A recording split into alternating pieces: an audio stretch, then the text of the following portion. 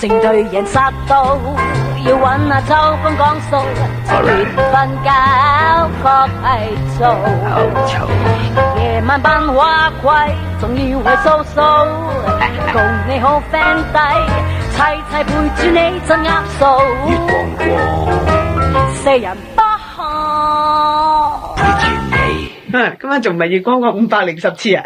我正話即係數數係喎，應該係510次係差唔多即係唔係510次，510次。黃鐵雄，你開口講嘢，家下唔使講嘢啊！調轉啦！今日嘅嘉賓咧公主啊結就係咗婚未啊？黃鐵雄，燕杯中嘅家姐，叫咩鐘啊？鐘溫君鐘，係溫君鐘，啊都唔啱喎。綠野仙鐘，係啊，好啊，你叫綠野仙啦，喂呢個好啊，呢個做日本人唔係啊，你哋係你日名啊嘛，發號綠野仙咁話你係幾好聽啊？梗係係咪好啦。似因為點解叫做綠野仙蹤咧？其實阿米高啫，我哋控制員米高嘅發明嘅。因為當其時咧，經常佢哋有時要錄啲嘢噶嘛，咁佢哋喺度叫做飛綠野唔斷咁就講電話啦，咁啊，喂綠野仙蹤，就咁樣就變咗綠野仙蹤啦。幾好喎，冇理由啊！我喺度嗰陣時都唔知嘅，證明唔係我講電話啦。你講到唔知道人哋咁叫你啊，根本就其實阿張麗緊都叫綠野仙蹤㗎，佢點解成日都唔肯綠野啊嘛，就係話係咩話你咁奸㗎你，綠野先係蹤啊，咁綠野仙蹤啊又話咗佢。嘢先係中，係啊，即係唔錄就奸。唔係啦，奸㗎唔肯錄咧就係。咁你到底結咗婚未啊？嚇哇咁有關係啊！講嘢啊！好嘢，我中意。咁樣就今日請我未曾即係遇過啲即係異對手性，嗬。即係對我嘅婚姻狀況咁關心嘅。係啊，我都係最多唔出我未聲。必係對你嘅婚姻狀況關心㗎。咁你又問？我依家就探討你嘅心理經濟啊，一定經濟呀知道佢有冇經濟嘅。即係好多狀況咁解啫。生理生理就生理即係生活嘅道理，係啊，係啊，生存嘅道生理，存嘅真理，生存嘅真即係呢方面就唔使啦，生呢方面就唔使啦，即係咁咯，係咯。嚇。咁但係我就想拎我出嚟做人版啦。嚇，但係討論人哋介紹我，係啊都未講到你想點啫我就唔想佢咁樣。你成日都問我結咗婚未，我好討厭呢個問題。咁你到底結咗婚未係啊？你又唔答我，你答佢咪算咯？唉，使乜咁辛苦啊？佢明知㗎，我點知啊問你？做咩啫？啊，即係呢啲嘢同你咁有關係，你有咩可能唔知啫？哇！咁又同我有關就係？淨係視乎同阿劉冠軍有關係嗰個婚姻就未，即係咁啱唔啱咧？答得即係同你有哇嗰個婚姻同你有關好煩啊你哋係，啲嗰段就未哇咁樣。即係一入夜就好混亂。嗯，喂，介紹我喂，介紹咗咯，頭先咪咁多今日就係嘅仙中又係咯煙灰中中嘅家姐，嘅家姐劉冠軍啊嘛，係啊劉美君嘅細唔係個細姐，唔係講就唔係唔係姐劉美君個細姐係咪就係選啊？唔知喎，有你份咩通常都係選大啊，咩嚟選細啊？我唔明嘅啫。大姐咯，太太嗰啲就即係你唔選咗啦知。世界小姐叫細姐。啊，哦，係啊，嗱，你結咗婚未啊？未，咁就更加唔會有細姐啦，啲仔女都未結婚。嗯，哇，好心啊！但係就應該係喎，呢個橋好喎，第日整個即係嚇香港第一屆細姐選舉。突然之間咁點解整個講馬姐選舉唔係因為啊？有忽然之間咧，驚嗰啲結咗婚嗰啲又去選咧，最好久唔久啲問題插入去就問：喂，結婚未啊？咁咪唔知個就譬如話結咗啊，就可以包收咗佢啦即場包啦，係嘛？喂，我依家都有資格選馬姐選舉喎。好玩啊！你而家紮咗條馬尾啊嘛，係啊，就係咁未有嗰陣時都有資格啦。乜嘢啊？咩嘢先叫有資格先嗱？小心馬姐就即係話即係辦事能力高，做嘢細心，有能同埋力可以收尾多打斧頭啊，話你咁樣得罪翻姐㗎你啊？唔係咯，我意思係我去做嘅話即係識得打斧頭言俾你知啊！你未講晒，係啊，技巧好高㗎。咁即係你呢啲咁嘅行為都類似馬姐行為我啲行為，啊！即係辦事能咁你力高都幾似喎。喎，黃之雄。嚇佢你冇講係男我性性定女別唔同啊性嘛，我性馬佬別唔同馬佬啊！我以為係馬姐馬哥喎佬添，甩甩地音，馬蘭佬甩隻個音。我實做你提名，點解？好似姓同佢即中字有關嗰啲提名嗰啲都得㗎，好多時都。唔係咁啊，馬姐提名馬佬咪幾好咯，天衣無縫。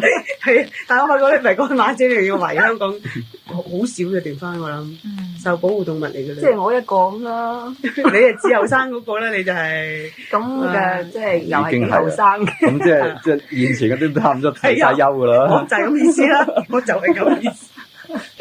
即係應該退休㗎咯喎嚇。佢真係細估唔到而家要做嘉賓啊！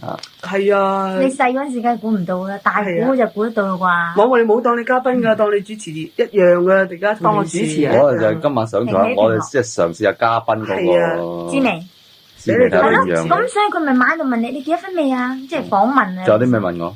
冇啦。你死得未啊？唔係佢係咪最近個眼皮咧，雙眼皮咧？啲人成日話割佢咗。幾深你咧覺得？唔係，佢正話俾我聽咧，佢屋企擺埋好多假髮嘛，今日戒咗，今日揀咗個至靚嘅嚟戴。今日就戴假髮，原來。屈我添啫。係做咩？陳輝鴻半夜三更走翻嚟做咩？佢係咁嘅。拒絕再玩啊！哦，就唔知咩意思啊就唔知嗰隻碟去邊啊？就問阿黃鐵雄啊。失蹤啊！我哋幾熱愛工作啊，漏夜都翻嚟揾。係咯。咁即係點啊？聽日佢個節目梗係錄㗎啦。聽歌未？嚇！你唔識睇嘅咩？有而家唔記得咗嚟登。唔係聽歌唔係我哋講嘅咩？唔係，有佢哋話夠鐘有控制我哋先有。嚇一啲啲嘅啫，即係通常啲嘉賓唔理話聽歌未嘅。我又做嘉賓啊！啊，我唔係主持人嚟㗎。哎呀死啦！係啊，真係玩到好緊要。咁原來以前試過係我哋叫佢播歌㗎。哦，一向都係我哋叫嘅。即係我哋收晒口咁，咪播歌咯。哦，未啊，唔係。即係而家就攤埋啲時間咯，要。不過我發覺我今次翻嚟咧，即係覺得個感覺咧，我覺得我真係失憶得幾緊要。點解啊？你唔記得我哋邊？五百次你未介紹自己。 500次嗰次係有冇咁嘅感覺？快同葉美唔怪得佢咁耐唔多講嘢啦，係求其答問題先啦。問問題。黃鐵雄啊，就識問佢幾分未？哦我未結婚㗎。點解咧？點解有呢個感覺咧？係啊，即係好多嘢都好似唔記得，但係諗下唔係隔咗好耐啫嘛。不過咧，即係最嚴重覺得自己失憶咗嘅感覺咧，就係唔知我前2日咧喺街度撞到個同學啊，舊同學。咁嗰陣時係讀大專嗰個同學，因為唉，即係隔咗嗰幾個禮拜啫嘛，畢業都係。哇！即係唔係隔咗好耐，即係唔係隔咗好耐時間咧？我竟然離譜到咧，我直情發覺係好似係前一世識得呢個人，我仲即係名唔記得晒，即係必然啦，名唔記得啊，喺邊度識嘅唔記得。總之個樣啊，面善。係咪同學定同事定乜嘢？定朋友啊，都唔知點。係咪真係面善啊？都唔係好記得。結果係你叫佢先定佢叫你先？佢淨企喺我面前又笑啊，又講好多喊啊，近況又講好多近況啊，又好親切咁啊，講一大輪啊，又講我媽，又講佢阿媽。哇！哇！以後晒啲阿即係媽。孖嚟孖去咯喺度。嚇！係唔知啊。咁樣都好講嘅，你哋真係。唔係咁記性呢樣嘢係幾好笑咁樣。好笑啊！咁好朋友嚟講呢嘅啫，呢唔講咩啊？今日天氣好好啊，唔通係真係啊！咁開場白阿鐘嗰次都唔啩夠我嗰次咁嚴重。我記得有一次我喺尖沙咀一個大酒樓，嚇咁有時你同朋友飲茶，飲完茶咪好多人咧坐 lift 落 lift，跟住 lift 門一開，咁我就同嗰個開門之後見到個人就你咁樣，咁你一輪，咁我拎出呢個入 lift 啦，都叫唔到家姐，嗰啲咪閂咗啦。家姐嚟㗎，靚啊！你又跟住我就你你驚心，你係認佢做妹啊？你話幾驚啊！即係都唔係閂咗啲都好驚，想掹翻去。係，我想問清楚你，我俾多個機會你，你諗清楚到底係咪真係家姐嚟嘅先？你即係好似人哋就即係即係好面善，大家都好想你係我識嘅，即係嗰啲咧咁啊！好啦，聽首歌等阿 friend 嚟諗下，究竟佢嗰次喺呢度撞到個係咪真係佢家姐咧？我諗係啦，佢都喺我屋企住咗好多年嘅。唔好睇嘢啦，唔係馬姐啦，肯定。唔係我唔係睇嘢，我係咁立下啲嘢啫，見到有啲靚。咁唔好立嘢啦，我唔立嘢啦。尊重嗰啲嘉賓嘅。尊重嘉賓啊，係咯。即係咁啊！阿 Brenda 話咧，原來佢真係佢嘅妹嚟嘅，咁但係唔係我家姐，我冇妹。咩啊？你係佢嘅妹啊？係啊，即係佢係嗰我好細個嘅啫。係啦，你簡單複雜化，你知唔知啊？而家全世界都明㗎，本來。但係佢好耐冇見佢嘅問題，幾年冇見啊嘛，明唔明啫？咁點啊？咁即係見到面嗰陣時，突然間嗌唔出奇啊！好似自己樣咯，覺得呢個人，哎呀嚇真係似你樣㗎？似㗎，你見過㗎我家姐。就係嗰個。係啊，你話佢好正嗰個。係㗎，係。係啊。係咯，真係你家姐嗰個。係啊，即係嗰個啊，我口嚟講。係咪㗎？你哋唔係講緊一個人㗎？係，我得一個家姐。哦，就係結咗婚嗰個。唔使特登咁樣分開我哋兩個嘅，結咗婚同結婚都係我家姐嚟嘅，所以特登結咗婚咁。好啦，得你。因為我知道。我呢度又結咗婚咧。唔係我冇。即係然之後，阿 Brenda 你都係失憶㗎，屬於好失憶啊！我哋失憶到我俾你再講一次，即係我哋多啦，叫我講失憶嘅事例。咁咧就係禮拜日啫嘛，咁就又係喺呢啲咖啡座咧。神救我嚟。咁啊，仲有嘢日都好緊要嘅，咁嗰個產人如果聽緊，我諗佢好嬲，係太太嚟嘅，但係框眼鏡有個細佬喺側邊，哇係咁樣入嚟，雙手舞動，咁我就同我隔離嘅朋友話：喂，嗰度有個太太唔知係咪入你咧？你好即係輕輕睇睇咁，咁我嘅朋友睇咗，哦，我係中學同學嚟㗎，佢講埋晒名，講埋晒職業，我就哦咁樣咯，咁係錯。咁佢問題就冇講學校名啊！我哋一間學校啫嘛。但係如果係即係認同學，我真係好難啊！噏唔到啊！有陣時唔係嗰個未必失憶喎，嗰個可能佢真係戴晒假髮啦。佢會聽㗎啦，佢會聽。弊啦！咁唔好再講我。係咯，我想話假係咯，我自己記憶唔好啦，即係歸咎於都係。或者佢變靚咗啊，有錢咗啊，珠光寶氣咗啊，直情係身份高貴咗啊，係阿鐘你真係好啊，係一定要咁咪實認唔到咯。即係完全 upgrade 晒。係咯，又多咗個女咁啊嘛，我就個女好驚啊，見到我。咁佢多數都係嘅，啲同學真係同學嚟㗎咁樣，哇！我諗佢翻屋企好多問題。好多問題啊！嗰個係姐姐咁啊，嗰個係姐姐嚟㗎。唔係，我姐姐已經係算好嘅。嗰個師奶真係你同學傻啦！我一定唔俾佢講。直接翻幾大啊個女？我今日翻去幼稚園4、5歲答啲問題錯晒。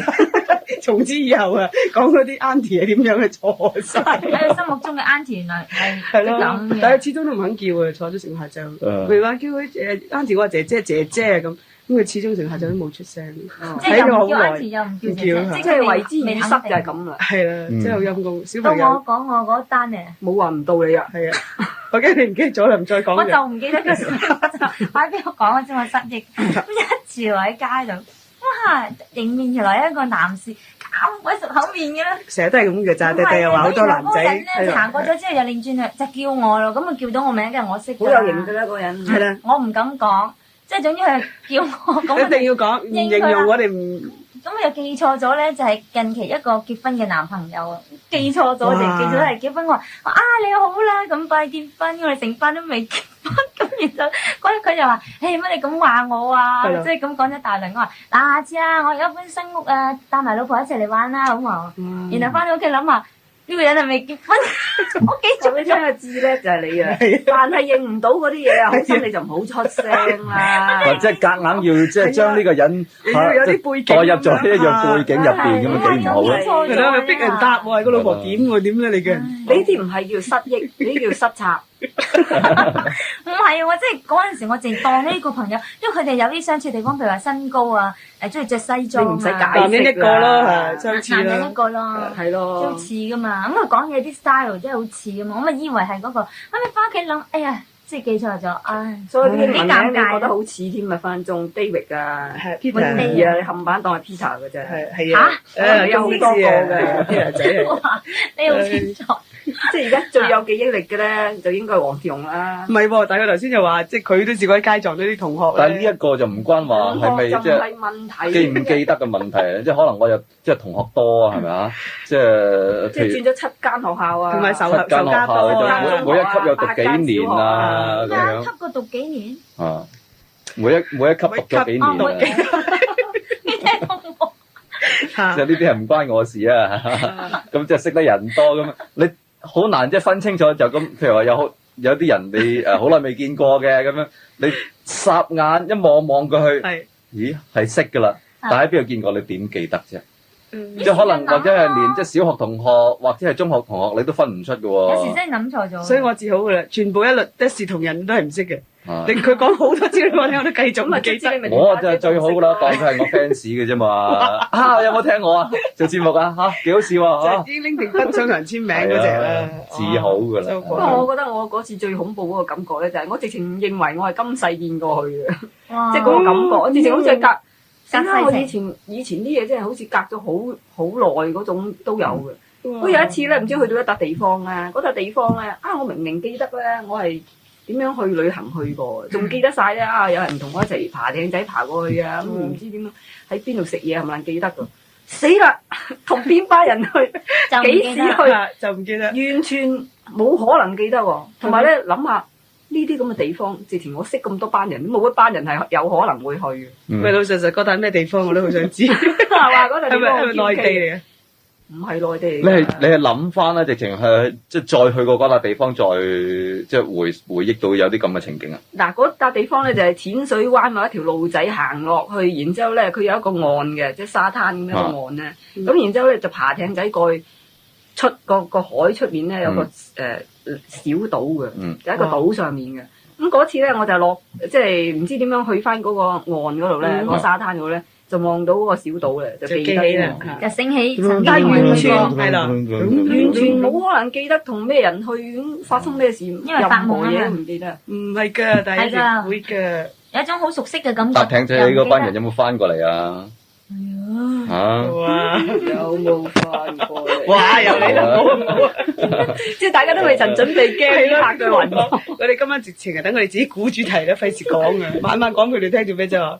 自己估下啦。今日咪有主題咯，估。就講個估字，人啊，唔好講估，係啊，唔好講估，我聽我好驚。係啊，我一啲都唔驚，咁咪驚又話嘅。佢買咗嗰隻星嘅係咯，我都唔明。我買咗個 lift 啊嘛， lift 股啊， lift 嘅嗰個估。啊，咁啊真係知叻你啦，係啊最好嘢係你啦，細估唔到啊！呢叫做係啊，即係降落傘啊，進步咗唔係嗰個跌嘅嗬。乜嘢啊？講股就唔到我哋講嘅，講嚟做乜嘢啊？咁唔好講股係啊，講估就唔咯到我哋講。但係咧，我發覺阿鐘講嗰種現象咧，冇嘢好嗱，好似可能有時令到你咧好掹整啊，即係諗幾多諗唔翻係同邊個去喺度做乜嘢。但係我覺得呢一個遊可以叫做一個遊戲咧，愛嚟暗瞓好好㗎。如果有人失眠咧，係噶，即係佢哋失眠咧，係啊，你就喺度諗啊，求其喺度諗啊，嗰日求其抽一樣嘢出嚟，呢個地方同邊班人去諗極都，諗唔到嗰啲嘢。咁就會瞓着㗎嚇，因為攰啊嘛。我就唔得噶，我越諗就越精神，我越諗就一定要諗到為止先可以瞓。如果我覺得對唔住自己，如果你成日翻唔到工啦，就係因為諗嘢啦，晚晚都諗。晚晚都諗，就起唔到身，係係咪咁咧？諗到暈咗。其實老老實實啦，今日揾阿鐘翻嚟就講翻我哋嗰日500次咧，開咗82個話題都唔俾佢講到，我覺得對佢好唔公平。所以今日首先講下你個近況先咯，又嚟，結婚未啊？梗係要由頭講啦嚇。真係好又攞命。講真即聲，係因為放翻嗰日錄嗰啲聲音帶啊，嘅帶咧，冇都啊，係唔好玩，都係問阿劉南光幾時結婚嗰次好玩啲。係咯，結咗啦今次唔而家。問啊喂，，點解真係揾阿劉南光上嚟啊？佢得咩？佢得先得㗎。佢甩咗我哋幾次底啊！又話跌親隻腳嘅，太好玩啦！如果揾佢上嚟，又話扭親腳，係佢扭親腳唔好玩啊！至好玩嗰啲你都唔識玩，唔拎出嚟玩，只好玩就嚟有個仔或者女啊嘛。對，做老豆。唔係啊，問題係因為佢扭親腳唔上得嚟嘛，哦，係咪先扭親腳係藉口嚟嘅啫，劉南光邊有扭親隻腳啫？唔係係嘛嗱，大家都係發夢發到嘅就係呢樣嘢。唔係我見佢真係好似成日都好忙啦，聽講話成日就即係通宵拍咁樣咯。係啊咁個嘴又腫咗，隻腳發啦又有事，係劉南啦。光你發啦，我計過即係就嚟做老豆咯。係啊如果唔忙點得啊？係咪？係啦。不過佢做老豆係唔關佢扭親腳㗎嚇，係兩回事嚟嘅。扭親腳就做咗老豆，啲人都好驚，個個都係扭啊，個個都唔敢去玩電競啊！佢真係係我都唔敢。即係仲有7-8個嗰啲仲扭，嚇死佢，路都唔敢行，就係驚唔覺意，就係因為真係原來可以有錯。就大家要清楚係冇關係嘅兩件事嚇，同埋先後都冇關係嘅個次序。完全冇關嘅。嗯如果你哋唔覺意以為有關，問張嚟緊咧。係啊，咁但係咧就即係喺度講緊南方啲閒話咧，就繼續講嘅就佢自己唔覺意透露咗嘅片酬喎。嚇咁我喺度數，哇！你諗下佢呢3年裏面拍咗幾多套戲？嗯，就算唔想揾佢上嚟做係啊節目，都都要應該要請我哋食飯。係啦，所以就今晚特登揾啲時間嚟同佢 sell 下嘅。南光嚇，好聽住啊，聽住啊識做啊係塊面㗎。嚇。咁佢即係拍咗成10零部都有啦，即係要我計。雖然佢戲份好少，即係又唔係好出色。好搶。係不過好搶咁誒，即係揾到啲嘅，我知就一定啊，得啦。咁我哋講咁多啦。係嗱，講翻你近況啊，咁又輪到你發現啦，喂，我近況冇好講喎。咪就係啊你啲見聞錄啊，你去走咗之後咁多地方又寫咗個劇本咯，同志偉。一個啫咩？一個咋，唉，真係已經死啦係嘛？智慧啊，嗰啲樣你睇幾慘。智慧，唉，智慧真係唉。有咩訴苦嘅？你係啦即係而家講出嚟想鬧佢啊咯。咁啊冇乜訴唔訴苦嘅，不過咧即係有咩嗰次滿意唔滿意啊？滿唔滿意？啊滿意就梗係一個人。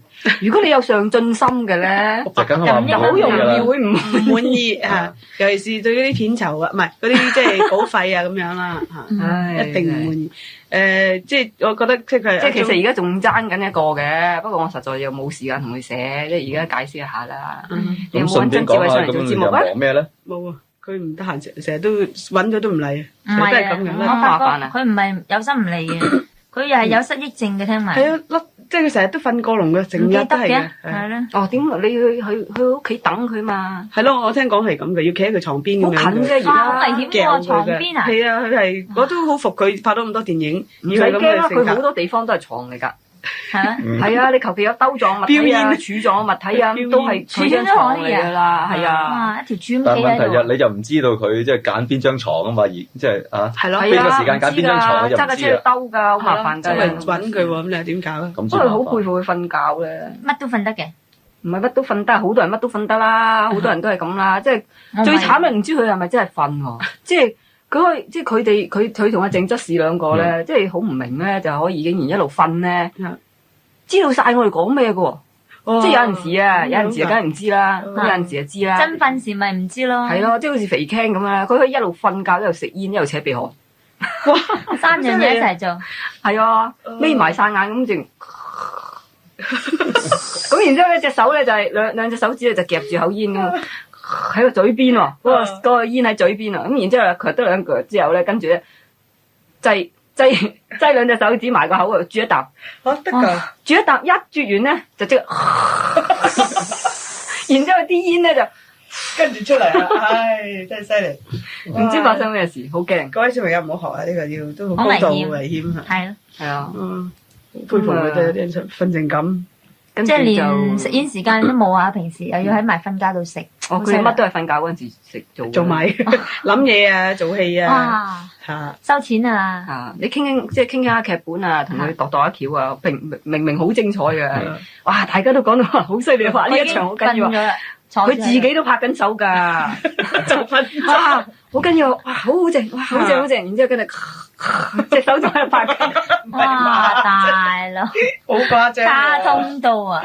係咯，即係 IQ 博佢就係士都咁卡通揾佢做咯。一次。即係其實應該嗰啲咩幾百嗰啲咩要乜嘢啊？要乜嘢咯？總之就咩幾廿年啊嗰啲係咧，應該等佢哋表演啲技術啊，真係歎為觀止嘅。係啊嗯都唔使特登表演咧，佢整個 camera 去拍戲場地都拍到翻嚟啦，係啊，唔使特別咁樣去。係啊，其實咁精彩嘅嘢應該拍啲翻嚟啊！咁點啊？咁但係你嗰個劇本而家拍緊嘢，寫咗個，拍緊咯啊，不過都唔好睇。好唔滿意喎！啲嘢一路唔好出我都仲係，名，唔好收我錢。唔係唔好出我名咧，就唔係話即係好唔好個問題，而係話我真係唔想出名啦，冇乜嘢啊。都講晒啦。而家都大家以後曾志偉喺3個月後做嘅所有戲，你都要睇下，就即係可能會套戲都冇你份嘅，就可能係你寫㗎啦。唔係即係做得最曳嗰套咧，就可能係一中寫啦。係啦。咁但係都要睇晒先至有得比較。你唔可以咁批評話，即係咁快話唔好嘅。係啊咁啊，鍾自己話佢話唔中意出名啫唔嘛。係，咁佢話一乜你個。咁嘅啫，斷章取義嘅，即係我話凡係有上進心嘅人啊，係咯咁我都唔滿意我睇嗰陣時都要希望自己睇嗰啲係好戲噶嘛，我對自己睇戲有一種要求噶嘛，上進噶嘛，咁你睇親都覺得佢唔好咁嘛，我哋睇一路睇緊一路上進啊！梗係啦，哇，你咁樣㗎？得唔得？佢又即係好似人哋一路瞓覺一路食煙啫嘛，一路係啊，睇一唔得啫路上進。，係啊，哇！嘗試下先。哇，好煩，好煩，好煩咧。不過咧，做嗰套戲嗰個 research 咧，有陣時都係幾好玩嘅。即係有啲人咧，即係好灑脱不羈，即係要訪問啲好灑脱不羈嘅人嘅。咁咧，冇啊，即係曾志偉自己啫嘛。唔係咧嘅女士啊，哦灑脱不羈嘅女士，哦係，哇！喂，不如你講某一個少少，行業嘅女士。講少少呢個哦我知啦故仔嘅我背景。知道啦，呢個故仔好簡單啫嘛，咪就係好耐年前嗰個應召女郎咯。哦，好灑脱嘅佢哋。咯嗯，即係嚇即係新版80年代版本。 80年代版本啦，但係不過我做呢個戲之前咧，去睇翻龍江嗰套應召。唔係你做係嘛？即係你有份參與嘅。好犀利啊！咁嘅，散嗰位等緊你，係啊，係咪爭緊嗰個位咧？好豪氣嗰啲，大家知唔好鬥我嗰隻金盆洗咗手嗰隻啊，但係好多人去問佢諮詢佢嗰隻，係咪啫？會唔會咧？梗唔係啦，係你講咁講緊你講，但係啲搜集啲資料嘛，搜集啲資料好玩，應該揾埋黃鐵雄去啊嘛。我都想去去即係比較下啲被搜集我驚資料搞亂個 party。搞亂啲好多嘢。資料，搞亂晒資料。我驚佢搞亂咗啲職業啊，嗰啲咁嘅嘢無謂嘛。我哋但係咧就講好即係好得意嘅，即係接觸到有某些人咧，即係另外一個 circle 嗰啲人嚟。你講出嚟聽下，睇下同我識嗰啲睇下同唔同？同佢接觸過嗰啲，即刻好多嘢講啊，好精神話題啊！我都好精神。咁啊，真係好玩嘅。咁即係譬如有陣時咧，食飯啦，食飯嗰陣時咧，飛沙走石啊，講嘢嗰陣時啊，講下咧，突然間有人讚佢靚啊！啊，你真係靚啊！啊，你真係做咗咁耐都咁靚嘅咁。咁然之後，哇，黑晒口面喎，即刻黑口面。嗱，我俾你聽啊，你讚我乜都得，千祈唔好讚我靚。嗱，你啊讀得書少啦，你未曾聽過一句成語叫做天道紅顏嘅咩？唔利是，唔中意呢個世界係好公平噶，你一讚我靚咧，即係就我死，我死梗噶。哇，咁樣。咁佢話，所以咧你千祈唔好讚我靚，讚親我靚咧，我直情坑台。即係如果叫佢即係佢哋話啱科咁，會唔會好啲咧？我唔知，但係呢個要加個附註咧，就係劉冠軍已經將所有嘅嗰啲飛沙走石剔咗出嚟㗎啦。係啊頭先大家聽到我哋啲剪到好辛苦，好流利咁講咗嗰3-4句説話，即係大家聽到嘰嘰格格嗰啲，嗰啲咧就剪咗啦已經。為你好嘅。一陣仲播隻午夜麗人啊？係啦，唔係咁啊！好，阿鐘快啲講啲經驗嚟聽下先。你知啦，我同阿張麗緊好少有機會接觸，淨冇機會接觸啊！張麗緊就唔知啦，我就實冇啦。唔係我真係冇咧，暫時冇。你信我？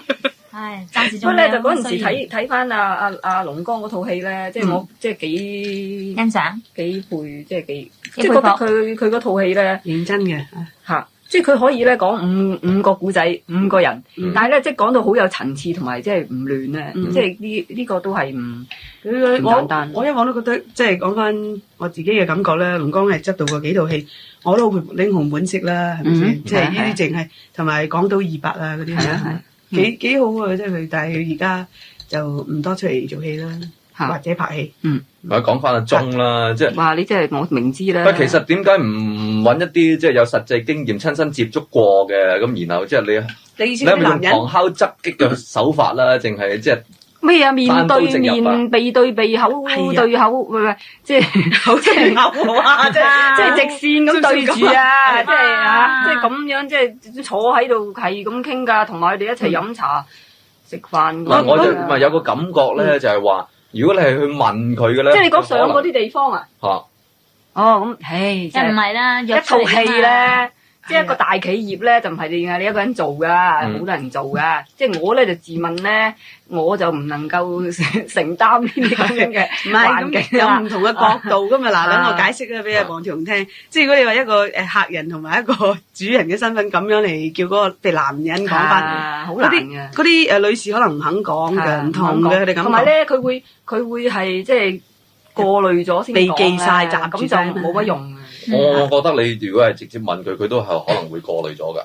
但係咧，咁就睇下你需要啲乜嘢咯。即係譬如你有陣時拍戲咧，即係好得意嘅。即係有陣時戲嘅嘢咧，你真嗰頭咧，又未必人信。即係咁講啦，呢個唔係真理，但係咧係有咁嘅現象出現，都有80%㗎啦。咁所以咧就你成套戲裏邊咧，即係你自己需要啲咩內容咧？就你睇下點樣即係所謂呢個戲劇化同埋有好多地方可以攞到資料嘅，因為譬如有好多 social worker，同埋咧即係其實 social worker 咧有好多都好清楚佢哋嘅情況嘅，同埋其實如果你就算咧真係，其實譬如你見1次2次，你就可能唔知啊，但係你見得10次到咧，你都其實七七八八，就算佢點樣，就算佢點樣轉啊。入行。黃志雄講嘅咋？有人叫佢係女仔嘅。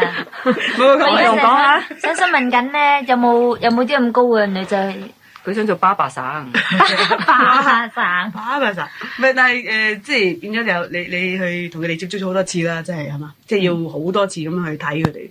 咁你有冇聽過啲好可人嘅，唔係可憐，講錯咗，可憐可人可憐嘅故事咧？佢應該即係每個人背後都有啲真係幾其實呢啲嘢咧好難講喎，我咁樣講出嚟會唔會隱姓埋名啦。咁我哋又唔知你唔係隱姓埋名嗰個問題個啊。橋係咪用咗喺戲度哦，係咧？對唔住，嗰個 K 未出又唔可以講。唔係，哦，又唔唔係係。有啲嘢講咗咧就唔係好公平啊，即係講講價錢嗰啲啊。大家有冇明白嗎？即係嗱，我即係好婉轉咁講啊，即係有陣時咧，你覺得好可憐嘅咧，未必佢哋覺得好可憐。你覺得好唔可憐嘅咧，或者佢哋覺得好可憐。如果你依家咁講咧，係咪對人哋唔公平？哦，係，我唔應該講，唔係應該可憐兩個字。唔應亦都唔應該用可憐一個故啊嗰個。有冇咩特別啲嘅故事即係我哋咁樣咧？用法都已經唔係好特別嘅故事咧，又係相對嚟講啦。你覺得特別？你講出嚟可能唔係，我都係問題係你聽佢哋咁多故事，有冇啲你自己覺得特別嘅？你哋話明嗰啲故事係我唔煩啊！你哋好煩。我明你哋想問嘛？咁講係啊，你仲拍晒台啊！你講唔講係中國冇上嚟嘅，有咩嘅？特別？冇咩特別故事，咩特別故事拍晒啦？你以為有咩特別故事未拍晒嘅咩？冇啊哇！咁你劇本咪好唔好睇咯？可能講唔係啊，都話有嗰啲係唔想講啦，即係私底下話俾你聽啦，即係唔想講。即係我講咗你哋，即係唔係我講俾你聽，然之後你哋認為係應該講出嚟，亦唔應該講出嚟。好啊！嗱，咁一陣先聽歌先有得聽嗰啲真故仔啦。係啊咁我哋聽但係作個比較啊，即係頭先都提到一點係幾得意嘅，就係話嗱呢個都算係一個無煙工業啦嚇，又唔使交稅嘅。咁但係亦都係即係我覺得係我哋成日食煙嘅。唔係重工業啦嚇，咁但係就即係喺50年代或者到而家咧轉得好緊要，其實佢本身裏邊嗰個係啊，文化都轉得好緊要。嗯即係則文咧，以前有啲即係傳統一啲啦，即係類似少少日本藝妓，我諗。即係佢哋真係有長情嘅喎，我諗以前嗰啲真係有啲熟客啊。咁而家唔可以話冇嗰陣時啲戲都嘅，係咁做添。即係而家又唔可以話冇嘅。嚇，但係不過咧就可以咁講啦，即係時代唔同咗咧，好多人都好識為自己打算嘅。同埋可能即係好企業化咁做啊，或者係即係好似好多好似而家啲食品咁咯，即係好快咯。好多關鍵性喺裏邊嘅，即係我又唔係專家啦，係咪？但係有冇遇過一啲真係佢有計劃嘅話，佢會任職幾耐啊？儲錢然後有，所以我先咁講啊。有去咗外國做生意啲唔有，嗯，好識諗下，其實都係佢諗住係絕對有。不過會唔會翻轉頭咧，就唔知呢樣嘢嚇。即係但係喺你嗰個即係調查當中啊，即係最主要入行嘅原因會係乜嘢？冇㗎，有每一個人都唔同嘅，但係即係多數啦。多數有冇賺錢錢啩？即係唔係咁多 case 係被逼嘅嚇啦。錢啦，嗯冇㗎啦。即係質問啦，即係聽警方講咧，就係就90%以上都係自願，嚇。即係勤力。即係想揾多啲錢。即係你唔可以話自願呢個被逼啊！如果你用自願呢個名詞，你已經肯定咗某一啲嘢啊！可能佢意思嘅被逼，佢根本冇人逼佢嘅，只不過係俾即錢係如果你用啊咁你唔可以咁講。如果你咁講，你已經肯定咗嗰個行業係好又唔好啊！嗯，你明唔明啊？即係你唔咁嗰個行業係好嘅，原來。唔係啊！即係你即係唔知啦，即係我不予置評啦。即係已經即係大家睇每一樣嘢咧，即係呢個世界出現咗好多嘢。咁樣仲使乜咁多嗰啲形容詞？咩叫靚？嗰啲醜啲字可以唔愛啦，你真係唔明係咪先？咁所以係啦，阿當一個人鐘咪讀佛當家一個人咁樣嘅道理。講嘅時候，梗係用佢自己嘅主觀睇法去講啦。如果客觀啲講，已經唔係呢一回事啦唔。係你可以講嘅，不過我就覺得即係應該站喺我嘅客觀立場去睇咯。咁佢都係一個需要嚟嘅，每一個文化、係每一個社會都有呢個係需要。咯，所以每一個社會都有需要，所以我哋即係不下任何即係定論，我覺得咁樣係會公平啲咯。相對噶嘛。嚇，如果唔係呢啲，應該又點會即係保留翻相對俾人哋，啊相對即係你唔好自己一個話晒所有嘅嘢咯。我覺得咁樣係唔好嘅。咁你有冇問過佢哋，即係喺佢哋眼中，即係最唔中意邊一種客係我啊？帶你去問啦，我唔中意啊！我中意由你個口度耳聽到翻真嚟啊！係我帶你去問阿姨。而家聽歌時問啊，所以話啲四人幫咧真係曲折離奇啊！即係啲聽眾係咯，咁就講完晒我哋轉周麗緊 topic 啦。係啊，周麗緊講唔講啊？嗱，接咗個咁唔係啊，黃鐵雄都未講，我講乜嘢啊？你唔係印證嘅咩係啊，我頭先以為你係講即係屬於即係某大公司，即即係掛正招牌嗰啲咁嘅女性啊。嗰啲佢阿鐘話已經係幾好噶咯，嗰啲。係我唔肯講好定轉話題係嘛？咩叫好同埋唔好咧？即係啲好難定義咯，我覺得。即係尤其是呢個社會裏邊咧，睇翻佢，即係好多背景嘅。不如我哋咁講啦，因為咁多即係咁到肉嘅問題就唔好即係太講嘅，唔好太深入啦，仲嚇。咁但係我覺得即係可能歸納一樣嘢就係話有咁嘅付出，即係有咁嘅收入啊，就有咁嘅付出。即係可以咁樣講，即係講緊而家我哋即係翻工啊，好痛苦啦，放工啊，但係我哋都有收入嘅，就即係一樣咯。即係你譬如每人都有嚮往每一種生活方式。咁啊好啊，咁啊講翻啲冇收入嘅嘢。所以我發覺咧，即係做嘢咧冇收入好係開心。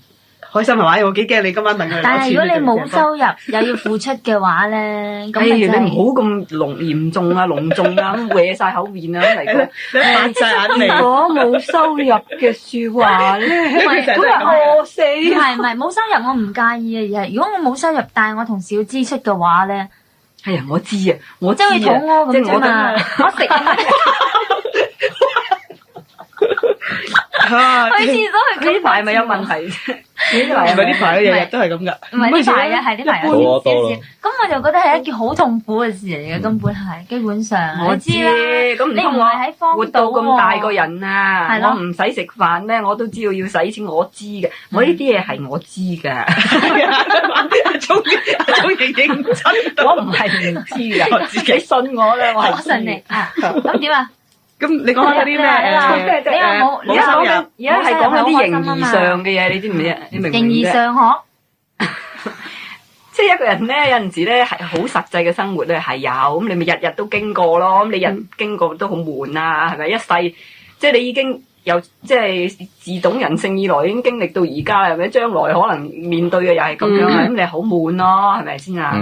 咁你就發覺而家咧，即係做緊嗰啲嘢咧係冇收入嘅，咁我覺得好開心，因為冇收入咧就即係直接嚟講咧，唔係證唔證明你為唔為錢嘅問題，為唔為錢係自己嘅啫。人哋未必會認為你唔要錢係唔為錢嘅，我話俾你聽。好心啊，得咪寫低佢啊，寫低佢唔使寫低啊，好簡單㗎咋。即係我覺得咧，不如俾啲實際嘅例子嚟聽下。俾啲 example 就講啦。對唔住，對唔住。即係咧嗱，譬如好簡單啊，我叫你做嘢。咁我梗係預咗俾錢你啊！如果有一個人咧，即係我明啦，你唔好講啦，係咪咁咧？好驚，一齊好驚。即係點解呢個世界咁多人哮喘啊？或者即係可能咧就着咗80%係識咗嚟緊。係嗱，即係譬如咁啦，我叫一個人去做嘢，咁我係諗住俾錢佢嘅。呢個人反而佢話我唔要錢嘅，咁會唔會俾錢個人就諗佢係咪想有求於我咧？佢唔要錢喎，係咪咁咧？係啊，快讚我聰明啦！聰明，既然講聰明，你會咁開心啊？講10次得唔得啊？聰明，聰明。嚇，咁咪就係咁咯。即係呢個世界咧，你唔好諗住咧，即係你唔為錢咧，要證明俾人睇，唔係咁多人信嘅。對唔住，我又喺呢度咧要少少拗撬啦。即係我覺得，如果我真係唔係為錢去做呢件事，我話知嗰嘢點睇啊？又係你自話講嘅，真係你話啊嘛？我冇話到要證明啊，又係你自話講。唔係話證明，而係譬如我根本冇諗住要收錢嘅，佢俾我固然要啦。咁但係如果我自己諗住固然要係嘛？你話好似話唔係啊？佢唔要，固然我係叫佢唔使俾啦嚇。即係佢就算唔俾，佢唔俾我而諗，哇！呢個人唔收我錢，會唔會係即係另有有客嚇？即係我點解仲要去諗呢啲嘢啫？係啊，唔係話唔去諗咯，我係解釋你最初嗰句説話，你即係講，你就同我講，你唔為錢嘅，即係我咪喺度講咯，我話唔為錢咧，我就唔需係自己嘅，唔需要俾人睇啊嘛，一早講錯咯，係咁嘅，呢個四人幫係咁來來去去喺度解釋嘅，即係又有問題，仲有問題，大家有啦。頭先嗰個問題就係，如果我自己都冇諗住要錢嘅話，人哋俾唔俾就係唔係問題。但係如果我自己諗住要錢嗰個嘢唔俾我就，係好大問題咯喎！呢個係另外一個問題啦，真係好大問題呢個。咁唔會做。講一講最近你做過啲咩係唔收錢啊？攞命係啊！將講嚟聽下，你最近係咪頻頻撲撲就係做嗰件事？唔係，即係做呢啲嘢咧，根本係冇錢收噶嘛。即係譬如。我自己係佛教徒啊，咁做佛教嘅嘢冇錢收啊。譬如好似朱明銳咁，佢係基督教徒，咪喺度做好多關於基督教嘅嘢都冇錢收啊。其實有㗎，有時。係你唔好就講笑咋嚇，講笑一樣冇諗，真係講笑。係咯，咁咪收得唔多咧。你兩個真係都即係幫緊定解喺住聽就嬲到煩，係講笑，唔係嘅，佢真係冇收嘅。係啊，佢真係冇，不過玩玩啫，我哋玩今日啊，掛下喺後邊，掛掛好收掛。咁啊，即係發覺咧，即係法國真係唔係話乜法國嘢，一世人一世人咧，即係冇乜點樣真真正正係做啲唔收錢嘅嘢。有啊，就係呢樣嚇，即係就係今次啫。但係發覺咧，即係一個人冇負擔啦，即係你唔會有責任上面嘅負擔啦。咁其次咧就係你可以做到最好嘅，即係咁樣先可以做到最好啊！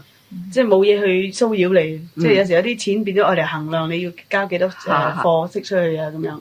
冇咗個錢可能就純粹係你自己啊嗱，你幾多自己。同埋咧，即係點解能夠做到最好咧？就因為同埋你做嗰班人，佢哋自己本身都係做到最好嘛。嚇，即係譬如你收錢嚇，你即係都做到最好。咁但係你即係譬如大家都係同事咁先算啦。嚇，我自己中意做到最好啊，我話自己做到最好啊。咁但係人哋唔中意做到最好喎，咁點啫？唔關你事㗎，係咪先啦？咁嘅説話咧，咁可能成件事咧都係會有即係會有分別，即係嗰件事都係即係結果出嚟咧都唔係100%嘅。咁其實我覺得呢樣嘢就係唔會關話收唔收錢嘅事啫，係講做嘢嗰班人本身個思想嘅啫。咁當然啦，不過咧，即係我依家即係得出嚟個結果，點解會係咁咧？就係話人根本係有嗰個習性喺度咯。咁人收唔收錢都應該係做到最好嘅。但係人即係一般嚟講咧，即係嗰個習性咧就係唔好講得咁相似，我驚我哋老細會即係接受咗呢個理論啊。唔係喎，我反而覺得收錢會做得即係比較好啲喎。我就兩，咁你唔使笑噶，我就係兩個極端嘅。我點解會笑嚇？點解會笑咧？就我覺得即係譬如你俾咗錢你咧，你諗住哇死喎，收得人哋2分4，一定要幫人哋做好啲啦，係嘛？即係收得人錢梗係同人賣力啦，有時啲嘢係嘛？但係如果佢反而佢唔使俾錢我咧，我即係就住自己盡量去做咯。但係咁咪就住自己啦。但係唔係喎？如果我收咗錢，我淨係 over 自己嗰種嘅能力去做都未定喎，直情激發到嚇，有時激發啲嘢到你做得仲好。係啊，所以我不嬲都好中意張麗瑾㗎。即係你收咗人錢冇理由唔同人哋盡力啊嘛。係啊，佢不嬲做節目都好盡力㗎。我收咗錢㗎。係咯，係咯，佢又收錢又盡力，好難得嘅。係。咁你搞到我唔敢講。咪證明我哋揾啱咗人咯。點我唔知啊，或者遲啲老細整個牌坊俾你啊，多謝佢咯，嗰啲啦，我又唔知啊，即係或者整個多謝何老細咁咯。咩花圈啊？呼拉圈，花圈就係我有咩花圈啊，大佬真係驚。差唔多形狀啊嘛。即係我唔知咯，即係我唔知啊。係咯，咁啊，不如咁樣聽阿 Brenda 話佢兩睇嘅，咁睇下點睇法先。我好直接㗎嗱，我嗰套咧大家都可以跟下㗎啦。等一等啊，等一陣話俾你聽啊。好啊。好啦，即係各位同學咧已經係夾翻起身喺個被竇嗰度開大燈，攞翻啲紙筆出嚟咧。仲未攞啊？好啦，你見翻陣啦，佢哋起身。我磨 two 磨㗎嘛。阿鐘話你頭先話即係大家可以跟下嘅，好似有啲跳 aerobic 咁喎。咁冇㗎，嗰個好簡單，我就係由0至100咁先啦嚇，即係將呢個工作同埋呢個錢銀嘅對比。咁如果你俾100分我，俾足，我認為我攞到個錢咧，我就會俾翻110分你嘅。你俾大嚿錢掟我啦，因為咧你就叻到咧真係唔俾我，而我係已經服咗話 OK，我會同你做呢樣嘢咧，我又會俾110分佢喎，即係0嗰度都有。然後跟住中間就係跟住幾多錢嚟俾啦。即係你俾10蚊我咧，我就做10分俾你。你俾20蚊我就做20分俾你。咁點解你10人哋跟你咧？最好噶嘛，呢個比例係即係都好過話俾咗80分，俾咗80蚊你俾翻20分人啊嘛。咁如果有錢就梗係咁計啦。唔係啊，我又咁覺得喎，即係我即係都係呢個出道日子錢啊。即係如果譬如唔錢喎，唔錢，即係講錢咧就譬如你即係俾嗰個價錢我。即係唔係好多嘅，咁譬如講咗大輪，佢都係要減我。但係如果我自己一係就唔應承，如果我應承嘅話咧，我都係俾足10分佢嘅。即係我全部計埋就係10分啫。阿 Brenda 就0至100，我係10分嘅。不過即係我就會加多一樣嘅技巧，就係大家都可能未有嘅，就係我。喂，呢啲係理論嚟㗎係咪啊？實際上咧？實際上係咁做㗎。佢實際上係咁嘅，我都會嘅。我實際上冇一個理論嘅呢，其實呢啲嘢我自己曾經係咁樣。即係而家講定黃鐵紅啦。未啊，我仲未講完啊！我就係話，即係我仲爭一個技巧，就係話，如果佢俾20蚊我做足20分俾佢，但係佢都以為我俾咗80分佢咁啊嘛。呢樣就難啲啦。而家咧，咩而家？而家就即係都由得佢自己覺得我俾幾多分佢咪算咯。咁咩話俾人聽？我自己知噶嘛，佢幾條係。即係唔好將自己嗰一套即係俾人知道好清楚，如果唔係咁就會好失敗嘅。咁到黃天鴻即係你索性唔講啦。會㗎佢驚失敗啦，證明佢個人。唔係黃天鴻我估咧就係0同埋100蚊，佢都係做咗110分嘅。佢點解我估佢做80分到？我發覺你哋而家今晚全部講嗰啲嘢咧，今晚都係理論發夢嘅。傻啦，發咗好耐㗎啦。點解佢嗱話俾你聽？你話佢係100幾多分咧？即係我就可以直情由佢呢度直情推斷到係你正話講啲嘢錯。最後佢呢個表演已經俾咗110分㗎啦，你傻咧相對論啊嘛。真係啊對佢嚟講，佢已經俾足110分㗎啦。哦，即係對佢嚟講係啊咁又真分。咁又真翻。我腦喐緊㗎。同埋咧就要同阿鐘講講，因為佢話我哋即係發夢呢樣嘢咧，自從嗰個公安條例出咗之後，我哋晚晚都話發夢㗎咋。一有事就賴發夢，唔係即係就話發夢就係我而家瞓緊覺㗎。係好醒目，我由11點鐘瞓到而家啊！我冚唪唥講嘢。咁你講嘢就唔使就住啊，其實。你再將頭先你嗰啲夢境講嚟聽下。所以即係話我個人咧就有保留咧，我發夢都有保留，係幾好你話係咪先？有所思有所。即係你唔好搞亂周公嗰度啲公安啊嘛，係咪先啦？犀利喎你，好清醒喎個人。係啦，你愛屋及烏先得㗎。唔係第時冇得瞓，你就講咗佢出嚟。自此以後你都唔使瞓，唔使瞓啦你哋。你唔使嚟我嗰度啦。周公話你唔使嚟我嗰度，喺嗰度斬眼光光。你同我打個關係。不過基本上我都唔係好陌生，好陌生㗎。我哋都試過啦，係咁㗎。我唔 mind 呢樣嘢。佢係 taxi driver 裏邊嗰啲人嚟㗎嘛，日又唔瞓，夜又唔瞓嘅，我都唔明。到而家都係咁。係啊，佢話啦，蝙蝠嚟㗎似。佢我諗佢一年瞓3個鐘嘅啫，高頭就係。有冇啊？時時唔同啊，真嘅呢樣嘢。呢排瞓得如何咧？呢排真係好咗好換多。天氣，我反而覺得呢排好難瞓得着我個人。做咩開始講老人病啦？又講天氣啦，又話講天氣。唔係啊，直情我講緊我冇錢嗰啲嘢㗎，咩事啫？係啊，係嘛，真係睇唔住。一個人就嚟接近老嗰陣時，可能係老人病嚟嘅。唔瞓得覺又係老人病啦，啲老人瞓得好少啊嘛，失憶又係老人病嘅。即係話我話話好多人啊，話咗好多人。嚇！基本上你而家已經係好瞓㗎啦，即係心安理得啦，樣樣嘢都做得。咁你即係話我以前唔心安理得啫。你以前收人錢啊嘛，你覺得即係可能未盡晒力啊嘛。哦，唔係㗎，做得唔放啊嘛。係啊，做得唔放啊。咁而家都反而唔收錢啊，可能唔係關我事㗎嘛，係嘛，老細。我嚇得我，直情咁樣幾次啊！以為喺出面啊，以為真係嚟咗啊！唉，即係咁講咯，即係其實你唔收錢做嘢咧，即係唔係計錢冇咁難啊，問題啊，唔係計錢嗰個問題啊，我睇到個咪啊，個咪睇唔到你，即係唔係呢個問題，而係話咧，即係你好似禮拜日喺嗰啲咩公園度揸住個咪講嘢嗰啲人咧，我做咩？就揸住個咪喺度做手勢，可能即係你聽到把聲就係咁樣啊，有冇咁樣啊？咁然後喺度發表咗15分鐘都唔知你講乜嗰啲，真係唔知我講乜咩？我知啫，我知。我入嚟咁耐咧，見到黃天鴻自大動作就係今次。學嗰啲咩人啫嘛，花園嗰啲人。啊，個打法幾好，咁都唔甩喎，滴晒水發都我唔撳實㗎啦已經個樹鐘咁都仲可以存我真係在。你覺得好似嘅，雖然你冇揸住咪嘅。繼續講。我眼都大埋，我幾時候好似你正話咁嘅？我搞法又易甩到好多。唔係嗰大鐘啊，即係你話嗰個係好嘅，即係如果你可以即係 afford 到嘅所謂，即係你話唔收錢而去嗱，你知你而家嗰個工咧就周不時其實咧有陣時人嘅嘢好得意喎，有陣時你諗你計下咧又冇話afford唔到嘅，即係你做咗咁耐嘢咧，人你梗有即係唔多唔少咧，梗有啲錢喺度啊！你即係如果你即係洗腳唔抹腳嘅，冇好講啊，係咪？即係通常你都會有翻啲錢喺度嘅，咁同埋咧，即係你通常都會有啲物資存在嘅。好啦，咁多嘢嘅，我都唔敢出聲唔係啊，咁即係台你唔使再買啊，床你又唔使再買啊，鞋啊衫啊，咁你不嬲已經有啊，嚇又唔肥得啊，咁即係就始終要着翻嗰扎衫啊。咁慘係。咁即係痛苦咯，係咪？咁你有啲咩要買啫？係有錢剩，但係問題係嗰啲錢剩咗落嚟，淨係夠買6合彩啊，還是係夠炒股票咧？有一個問題啦。咩事啊？買金嘅仲有。買金，即係你話有afford 到起係睇自己啊嘛。係咯。都唔係嘅，有好多客觀因素啊嘛。哦，咁你要講唔係咧，就梗係可以唔係啦。即係你要講到係就可以係咁啦。唔係哇！呢而家我就係今日即係咩冇咩叫係同埋唔係咯，老實唔講。係啊，即係真係緊你啲邏輯即係亂咗少少。即係我依家喺度講緊咧，就係話咧，人咧咁你要使錢嘅，你當然要賺好即係一筆錢啦。但係我發覺，如果你要唔使錢你上嚟咧，其實你即係你諗翻轉頭，同埋你每一日去做嘢咧，你發覺唔需要有啲咩錢嘅，係你以前唔係真係真正發覺。咁你調翻轉頭講冇講噶嘛？嗱，但係我有一個即係可能我自己係即係好驚青嘅一個人嚇。咁譬如會 OK 嘅，即係呢段時間可能你話2年咁先啊，我唔做嘢啦，我就完全我嚟付出我嚟做呢件事啦。咁但係譬如2年後咧，你會脫咗節噶啦嘛。嗱，講真咧，我又唔係有心喎。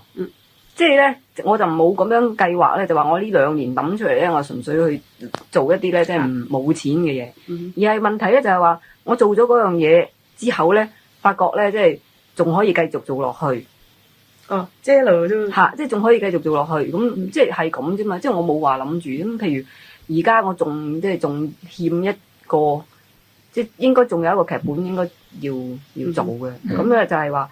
但係即係佢又唔係點樣逼我啦，但係又冇否定到我嗰樣嘢，即係話你隨時都可以做翻呢個劇，即係呢個劇本，我亦即係佢哋亦都隨時即係會同我去做呢個劇本。咁我覺得呢樣嘢就已經俾我一個好大嘅自由度啦。咁跟住咧咁冇所謂啊。咁而家又即係而家我銀行嗰度都仲仍然有錢啊，我繼續做落去咯，即係繼續做啲冇錢賺嘅嘢咯。唔係我諗其實嗰個心係開心好多嘅，講翻真，因為其實講真啊，每一個人咧都自己覺得啊，某程度上咧係一個奴隸嚟嘅。其實可以有機會揈開晒呢啲咩錢銀嗰啲嘢嚟做自己真係中意做嘅嘢，真係開心好多。我哋聽翻隻歌啊，鐘成日講嘅咩世事何曾是絕對係咯。啊，仲入主題啊，最尾啦已經。但係阿鐘話佢原來最中意都唔係呢一首歌啊。好得啦，一陣臨尾一定會點俾佢聽，但係唔俾大家堅力嚟嘅，一陣間先一定要噴柱。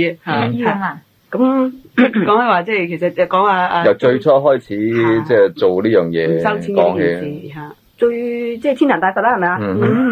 係直情講得啦。咁天壇大佛咧就係最早即係就係香港寶蓮禪寺做嘅，咁搞我嘅手啫。係啊，你嗰時喺個台度擦就係擦乾影張台啊。婆仔係咁噶嘛，有啲細藝嘅。馬姐係咁嘅，馬姐你講一講，唔好搞啦。係啊，再攞人哋走，咩真係做。玩咯。冇錯。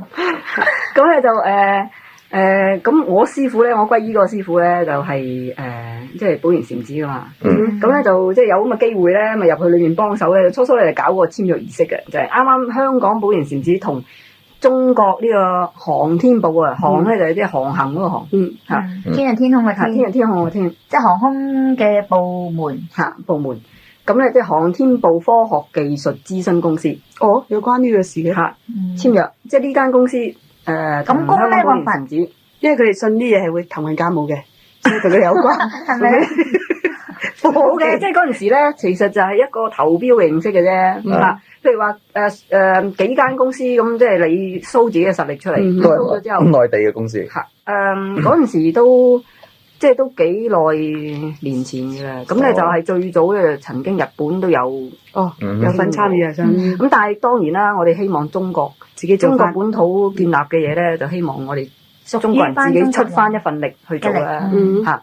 咁咧就咁啊用翻，即係有幾個部門咧，即係唔可以講公司啊、投資啊，咁咧即係幾個部門咧就即係去投標嘅嚇，咁啊就投到即係中國航天部啦，咁即係成咗呢個工程做咯。咁咧就呢一間公司咧就係中國高科技嘅公司嚟嘅，即係專做嗰啲人造衛星啊、軍用物品啊、物資啊咁樣，咁咧就聽即係而家咧我就唔可以 make sure 啦，但係咧佢就應該就係喺中國大陸裏邊咧，即係所言無幾嘅間公司裏面，仲有即係部署呢個即係軍隊嘅設備，因為佢仲有好多嘢係好高科技噶嘛，咁咧就咁所以咧其實出入嘅人咧都係好即係好小心同埋好緊張，即係高度機密嘅，咁咧咁啊，跟住之後咧，咁啊，即係咁你簽約儀式咧，咁梗係你要好清楚嗰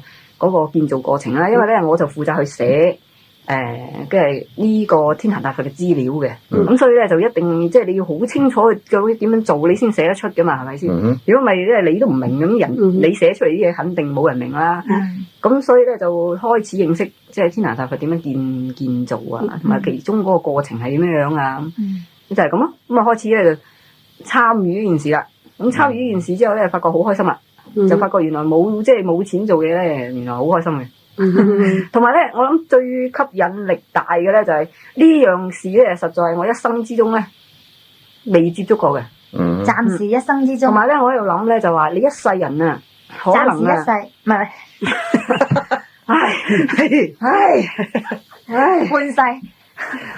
即係咧，你可能咧，你有錢，有名譽，有地位，都冇可能有咁嘅機會俾你去做到一件即係號稱為全球最高嘅露天青銅大佛。即係你有乜可能咧？即係你想做啊？係佢自己發好啊，還是咩？即係暫時到而家為止，我哋所知嘅咧，我哋起好呢個天壇大佛之後咧，就係全世界最高嘅露天青銅大佛嚟嘅。青銅大佛。咁咧就即係你就算有錢啊，你想做啊？問啊！如果唔露天係咪佢唔最高啊？記者招待會嚇。如果佢唔係露，即係個露天就佢最高啊。唔露天咁邊隻最高？嗱，我揾一日咧就查晒全世界嗰啲佛嗰啲資料咧，露天啊，露唔露天啊，清唔清銅啊？入唔入地啊？咩唔露池啊？入地啊？唔露池啊？咩係露池㗎？使乜怕咩講啊？有啲係唔露池㗎。係咩係咪青銅啊？咩泥做啊？木做啊？我查晒之後先再同你講下，不過1年半載啦嚇。咁你再繼續講埋先，係咯，繼續就講到邊度？講到你好滿足你自己呢個即係有機會得到呢個咁嘅工作。係啊，咁你話你哋話係咪啊？因為一生人之中冇乜機會可以參與呢一個咁嘅咩全球號稱最高嘅露天青銅大俠，唔係大佛。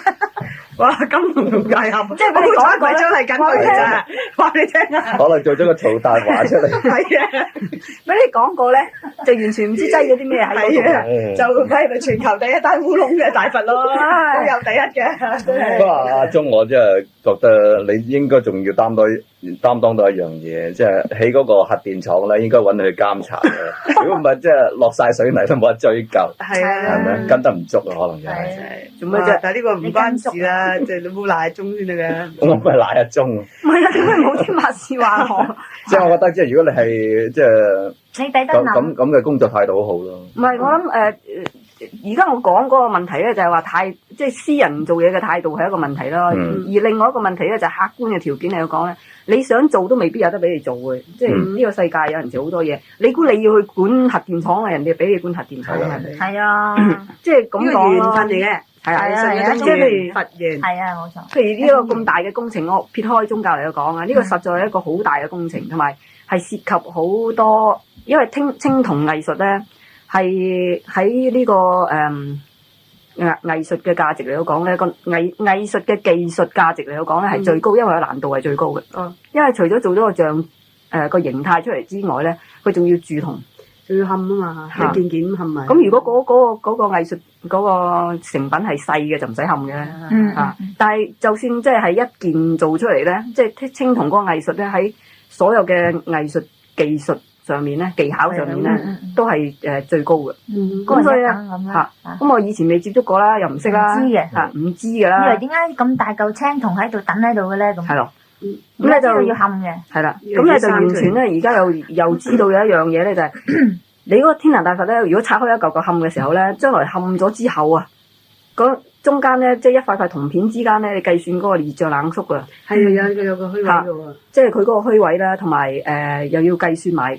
因為佢係露天㗎嘛，咁你計算埋嗰個即係打10號風球嘅時候咧，即係喺邊個方向嚟嘅時候咧，你即係嗰個承擔嗰個力量啦，同埋曬嗰陣時嗰個即係嗰個即係會變㗎嘛，會變啦。唔使驚，樓都起到，一定起到嘅呢嚿佛。驚都唔係我驚啦，你拍我膊頭做咩？係冚係即係成個冚埋落嚟先咧，淨係香港冚。香喺香港港冚。喺香港冚。就唔係冚字，係淨係要看埋個珠唔係埋。啊嘛，咁就好點運啊，好大好巨大嘅我喎。啲件運落嚟，依家就係分件嚟做啊嘛。咪而家咧就係分件嚟做啊嘛，而家首先咧就做咗一個俾做出嚟比例係嗰日講過細5倍嘅佛像先，即係首先做咗出嚟先，即係所有嘅雕刻工，即係手工啊，係咪滿意啦，exactly 一樣啦，exactly 一樣啦，同埋基本嘅數字係咪計好晒啦，即係包括埋二上冷縮嗰啲係咪計好晒啦。咁然之後跟住咧就要拎去試嗰個風度風速啊試風速，然之後跟住試行雷閃電，即係冚唪唥要試。其實將5倍咁細，即係佢嘅5分1啦，你形容嘅細成5分1都好大嘅喎，好大係啊！係啊，有冇3層樓咁高咧？成個天壇大佛起碼2層起好之後咧，就22.6米，即係比個大廈嚟做嘅整則咧，即係邊間大廈咁上下咧？即係1米74尺。嗯。即係我諗大概有應該，如果你而家以10尺高嘅樓嚟計，應該係7層樓咁高啊！即係我覺得就已經係8層樓咁高。嚇， 7-8層應該係8層，高過7層樓噶啦，起碼都8層樓咁高。即係2層樓咁上下啦。即係一塊面咧就係1層樓咁高。嗯嚇，佢個面就應該係一大，即係應該高過1層樓1層。咁如果係一隻手指咧就一個人咁高。而家呢一個咁嘅即係冇啊所謂。即係得1/5咁大嘅原本大佛係，如果係做起咗之後，又會拎去邊度擺啊？唔係，佢首先咧就做咗即係原來嘅細5，即係得翻1/5咁細嘅石膏模型先，跟住咧將呢個石膏模型放大。但係嗰個都係即係石膏嚟嘅，就唔係揾青銅跟住咧就將佢放放大咧就梗係唔係即係根本係數字放大啫嚇。咁即係就學識咗咧一種放大嘅方法咧，就係叫一次數控雙色成形法。哇！寫低佢先，大家嗱，一次數控雙色形成法，成形法成形法。點知道喺個雙色就係咁解啊！雙色就係即係一個個木箱啊，即係分開好200幾個木箱。咁呢200幾個木箱咧，就將電腦即係電腦咧，就將細咗5倍嗰啲數字咧擺落個電腦嗰度，放大咗啲數字先。首先咧就用電腦放大晒所有嘅數字，然之後將啲數字咧就畫晒啲木板上面。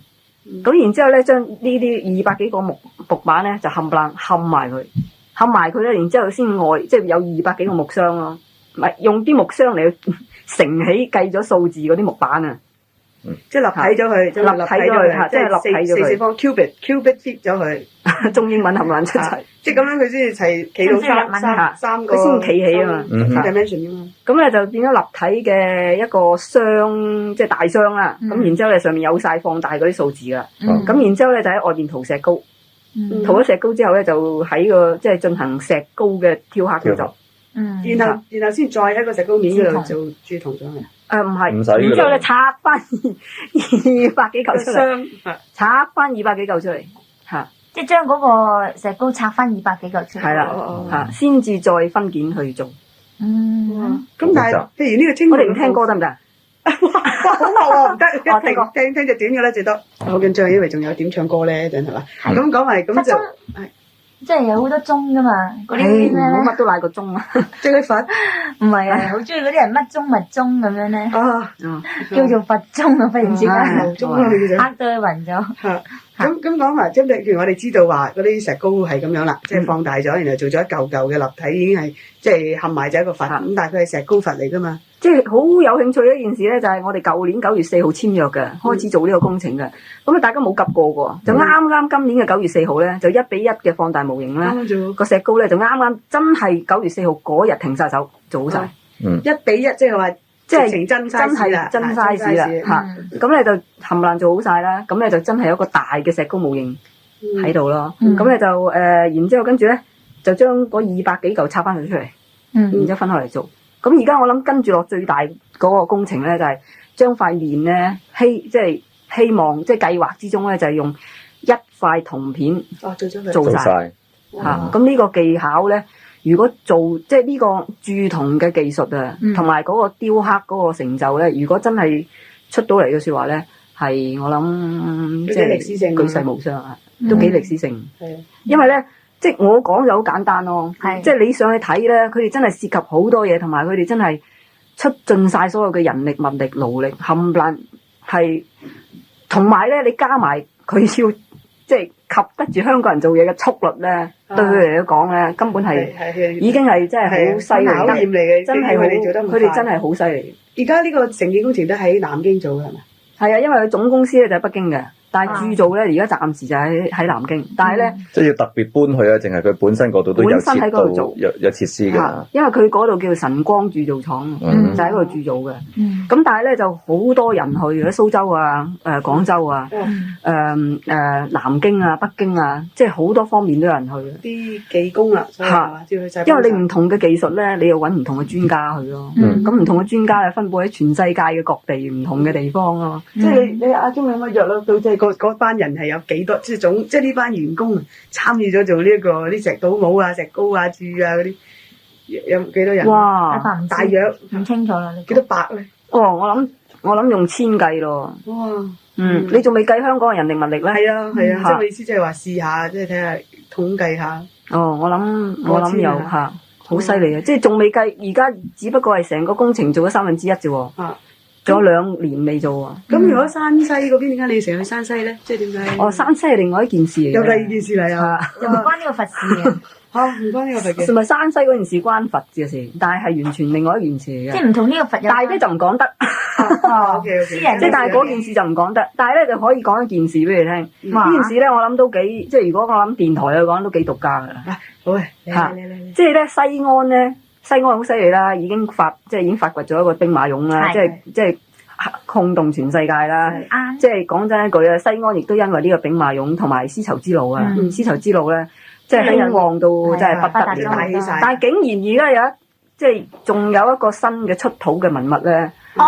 直情係即係嗰個價值咧，拍住兵馬俑。好犀利！托唔托過咧就見仁見智。問得啦，呢啲唔好問得。佢頭先都講咗啲咁多啦。係唐朝嘅釋迦牟尼，即係唐朝皇帝咧迎接嚟中國嘅釋迦牟尼佛嘅一節手指骨出土。咁咧就除咗呢節釋迦牟尼佛嘅手指骨出土之外咧，就仲有過千件，簡直啊，即係巧奪天工啊！即係我只可以用呢個形容詞，巧奪天工嘅即係嗰啲工藝品咧出土啊！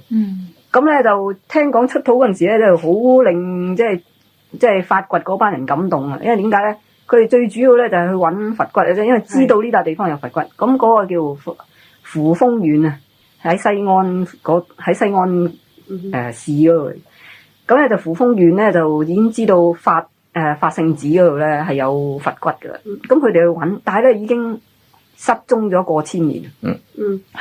咁咧就突然間咧即係用個電筒咧照一照嗰個石罅下邊咧，竟然金碧輝煌。即係成個石罅係金碧輝煌嘅。咁咧就大家咧就開始去搜集，好多人咧嚟到即係掘翻所有嘅嘢出嚟啦。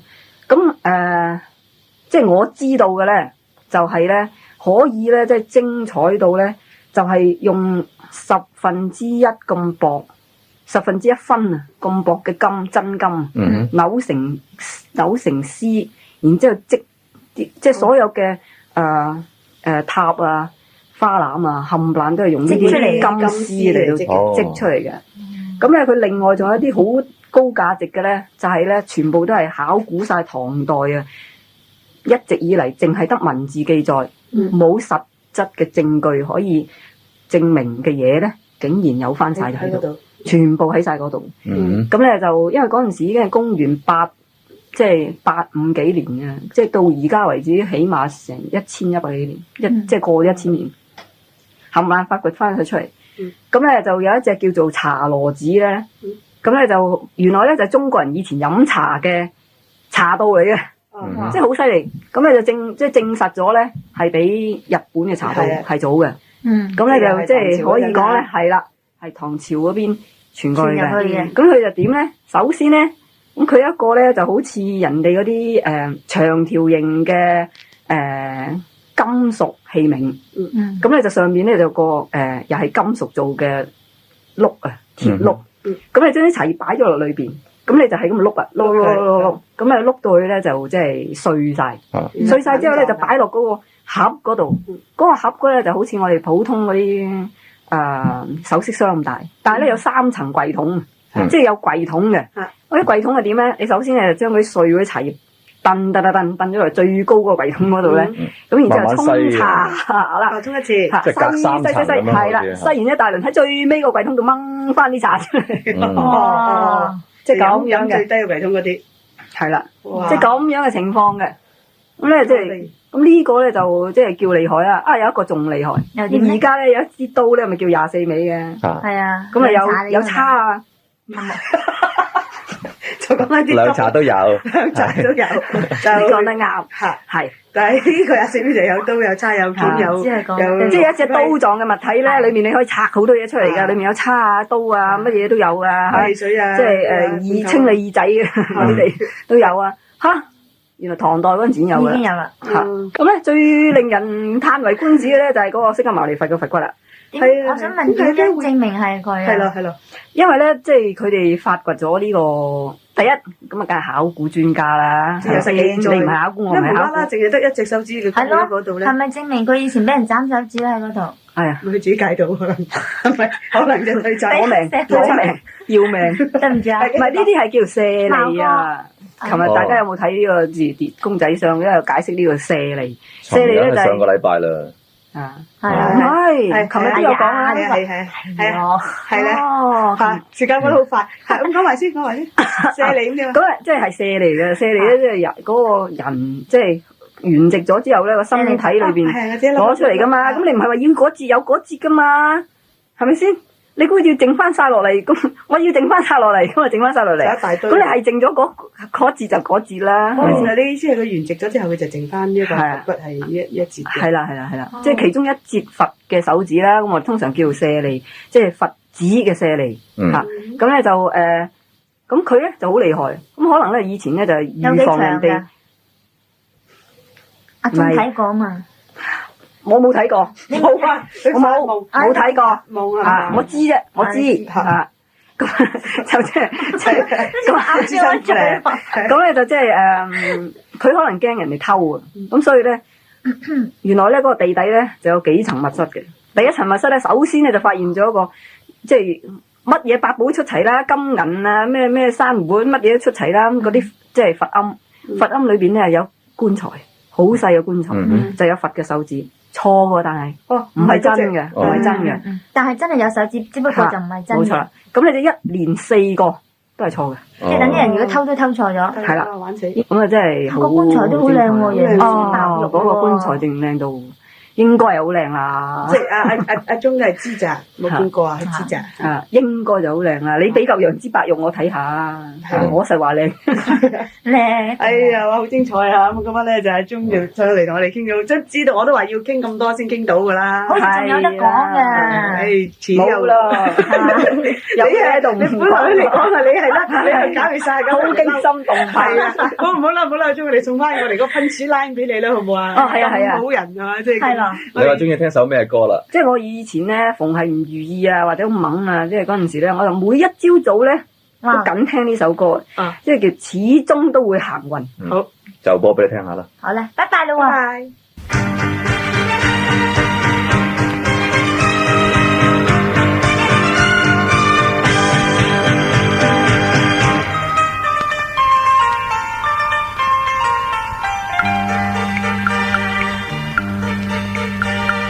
在情在理，他心我心，不必爭論也冷問。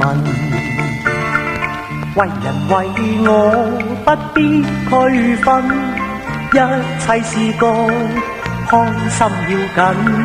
順緣順意，嘻哈半生，歡欣自會接近。自然入世。自己有自信，終此生，始終有幸運。像風也像天雲，落得笑面對人，任上天引導我行，隨緣命夢歡笑真。合情合理，開心情深，一心想做快活人，未愁未怨，實在有自信，終此生，始終都會行運。